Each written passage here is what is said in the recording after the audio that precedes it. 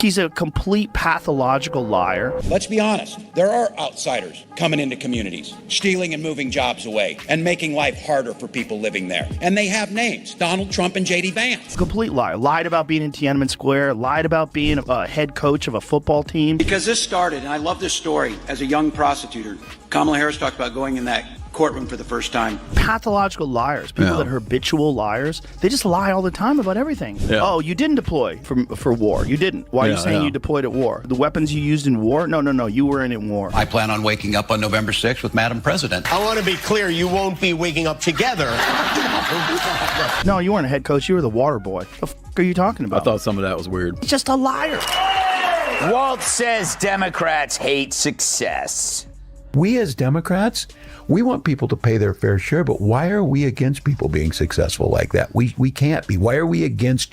We should talk about businesses. Not all businesses exploit their workers, and we get ourselves stuck in that. Oh, well, and I think we lose them. Get a room. Oh, wait, they weren't in a room. Vince. This is the guy that was rooting against Tesla stock. Yeah, exactly. This is the same guy. No, it's amazing. Something shocking unfolded live on air, and it stunned everyone watching. It wasn't just surprising.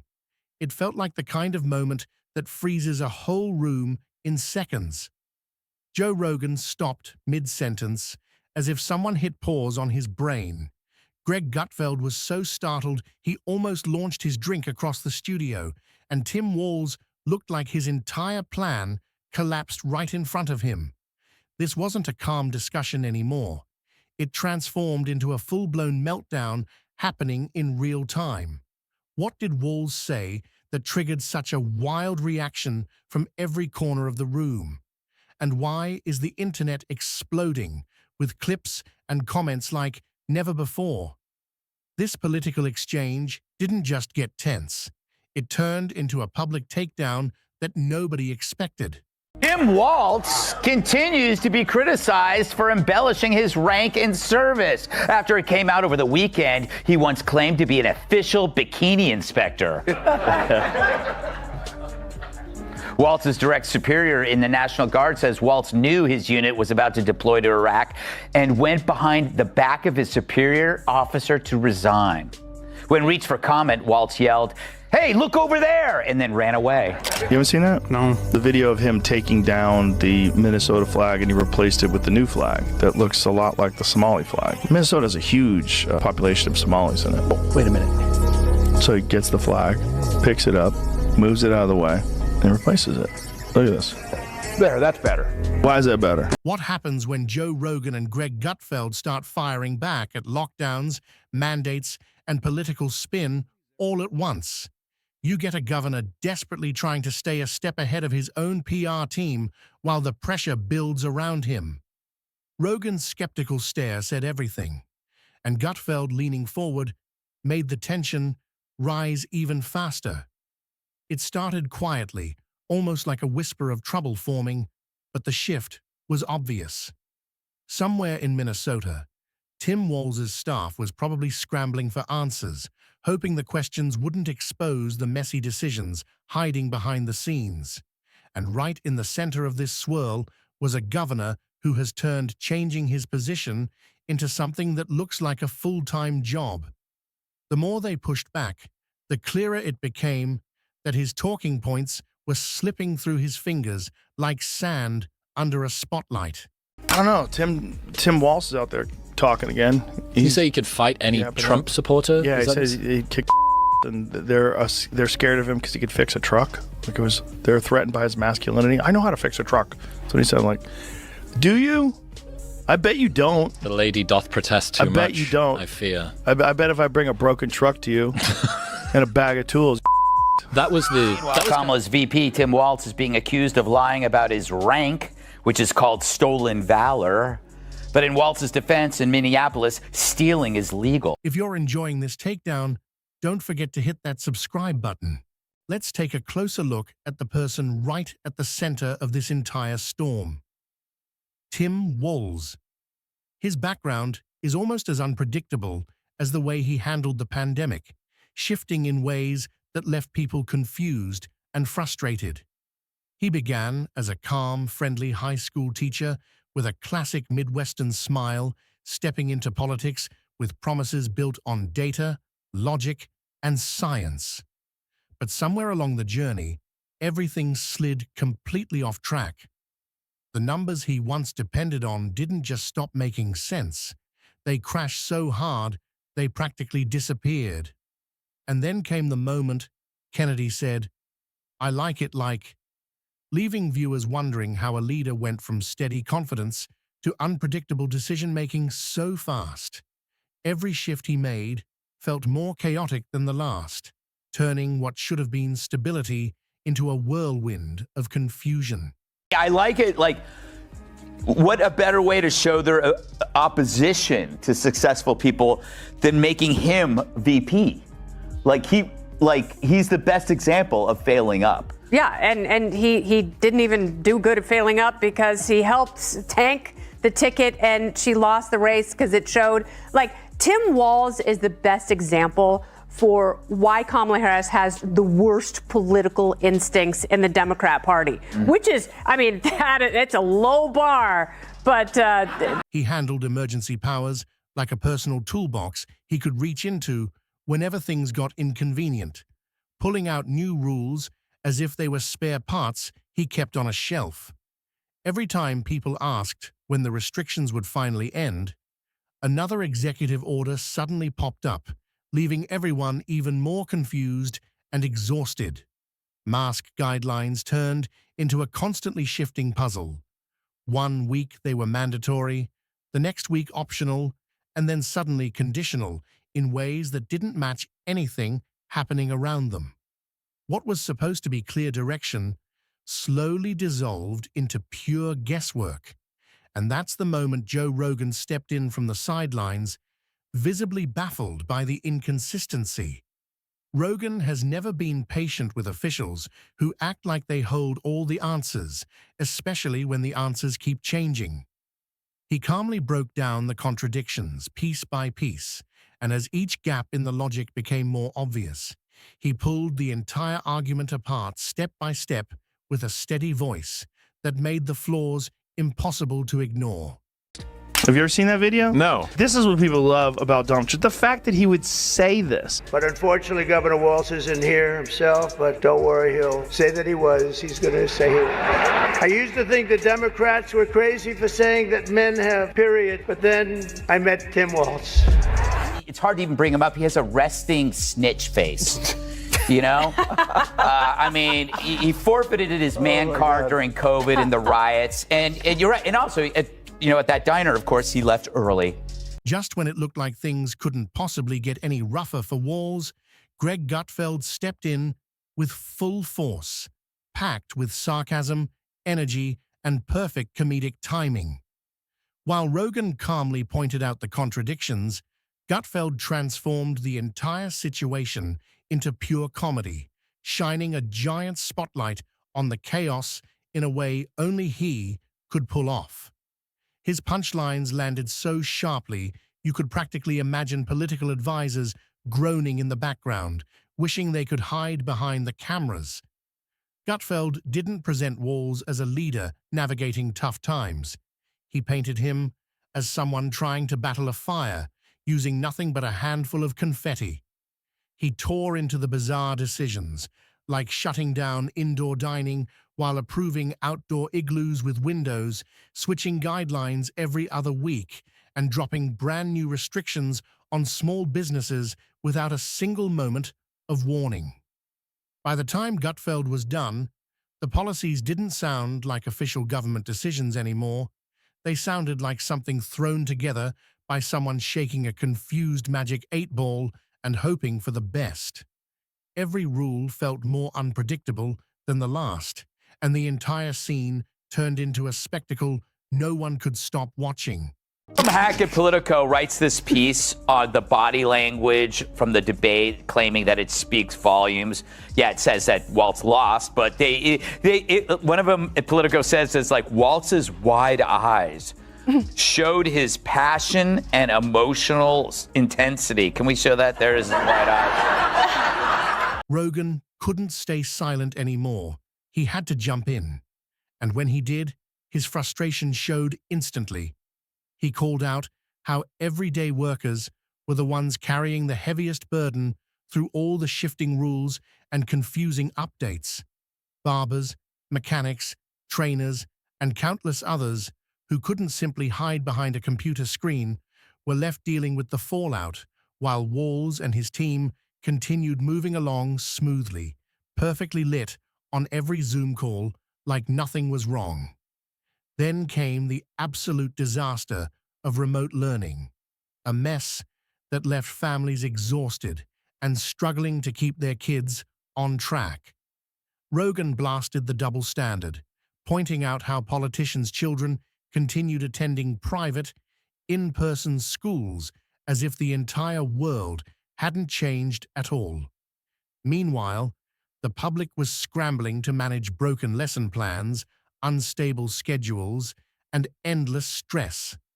Gutfeld jumped in again, turning the chaos into a full comedy routine, joking that Walz must have been spinning a wheel of mandates every morning, landing on options like mask up, blame someone else, or pretend everything is fine, all while sipping kombucha. But none of this came from conspiracies. It was Walz's own record replayed every single time the topic came up, and it sounded more ridiculous with each example. We're getting scary close to people justifying totalitarian measures. I think we need to push back on this. Tim Walz in the campaign trail was literally saying free speech doesn't include hate speech and misinformation. There's no guarantee to free speech on misinformation or hate speech, and especially around our democracy. Hey man, you, because everything that we called misinformation just a few years ago, it's on the front page of the New York Times now. It's amazing how they operate one way when they're running, and then when they lose and get humiliated, all of a sudden they have these solutions, and they're all the things we're telling you to do. Like, why are you trying to trash one of the most successful companies in the world, you moron? And they never did that because they all used to love Trump when Trump was giving them money. Yeah. Then Trump became like Rodney Dangerfield in Caddyshack. Yeah. He crashed their party, showed up at the White House, and he was just like, hey, you know what? We should put like a casino over there, an MMA ring over there. Walz seemed more focused on figuring out who was supposed to be in charge than actually stepping up and leading himself. It felt like real accountability vanished into thin air, leaving everyone confused about who was making decisions and why things kept falling apart. Rogan came prepared with hard numbers, crime rates, damage totals, and the massive economic fallout, while Gutfeld delivered sharp humor that made the whole situation impossible to ignore. Together, they turned a leadership failure into a full-scale roast that people couldn't look away from. Gutfeld even called the entire thing government cosplay, saying Walz looked like a leader only on paper, but behaved more like a substitute teacher who lost both the lesson plan and the students. The comparison hit so hard because it felt painfully accurate. The real tragedy was that everyday people were the ones paying the highest price.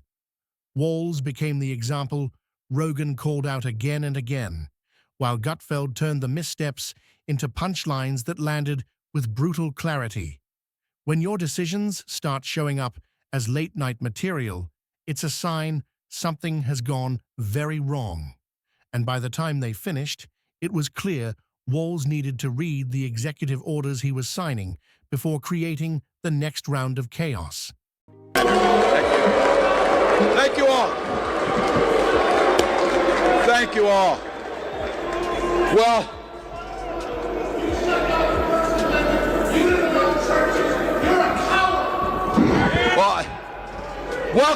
welcome to the Capitol. It's great that you're all, sir, you're welcome to come. Let me finish. Let me finish and vote. Hey, sir, he doesn't have fucking votes, sir. Shut your... That's when Joe Rogan finally stepped straight into the chaos. Not wearing a suit, not reading off some polished script, but armed with his mic, his headphones, and enough irritation to fuel half of Texas. You could feel the tension building even before he spoke, like everyone knew something explosive was coming. While Tim Walz wobbled between decisions, Rogan was watching the entire situation crumble right in front of him, and his nonsense radar was blazing like a warning siren. He didn't just hint at double standards, he called them out loudly and without hesitation. Small businesses were fined, shut down, or buried under endless paperwork, while large corporations sailed through the lockdowns as if they had a special backstage pass. The difference was impossible to ignore, and Rogan made sure no one tried to pretend otherwise. Rogan wasn't afraid to say it out loud. The message hit hard because so many people had lived through those contradictions and felt the impact firsthand. And hearing someone call it out with that level of intensity made the entire moment even more powerful. Tim's odd greeting. The man of the hour, Tim Walz, brings us our second video of the day, and he's got a very weird way of greeting his wife of 30 years. Roll it.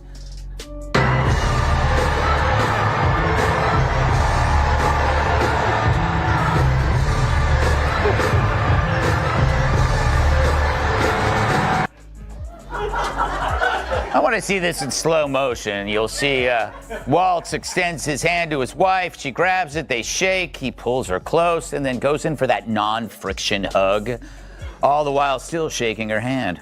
I wish there was a word to describe that. Oh, yeah, weird. Then came the knockout critique, the moment that made the whole conversation feel like a final round in a boxing match. Walz wasn't actually leading. He was simply playing the role, a blue state bureaucrat dressed up in costume while real people struggled just to stay afloat. Gutfeld delivered the final blow with precision, pointing out how Walz somehow managed to lose trust across every political side. Liberals called him weak, conservatives said he was completely out of touch, and the middle didn't know what to think anymore. This wasn't compromise. It was complete failure, game over, public trust gone in an instant. The comparisons made everything worse. Walz stumbling through press briefings while Rogan squinted like someone was trying to explain cryptocurrency to a toaster. And then Gutfeld added the punchline that sent the audience into pure disbelief. It makes sense if you've been sniffing hand sanitizer and licking the internet.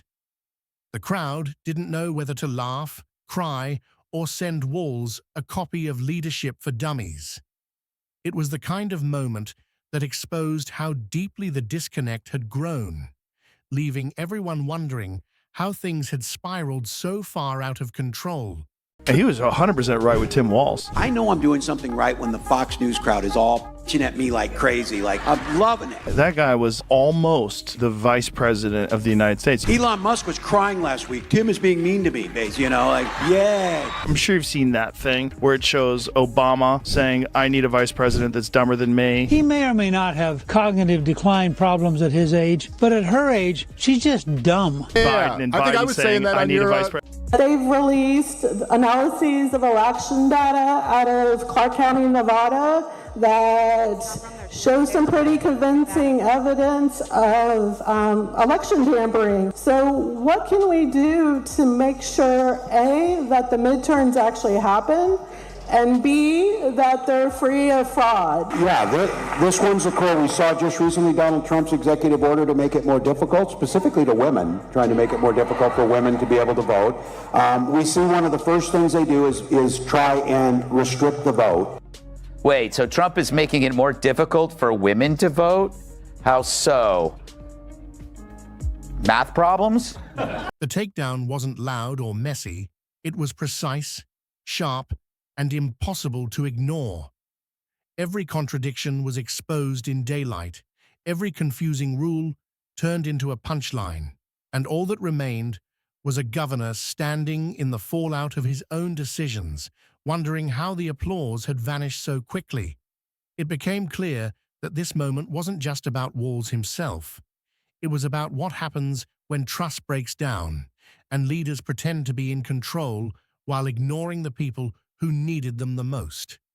Rogan, never one for subtlety, drove the final nail straight into the political coffin with clarity and blunt truth. The message rang loud and clear. Don't just claim to lead, actually lead. In the end, a governor's credibility was dismantled not by a scandal or a secret leak, but by a podcast host and a Fox News comedian armed with facts, humor, and the kind of clear vision that appears only when the fog of fake leadership finally lifts.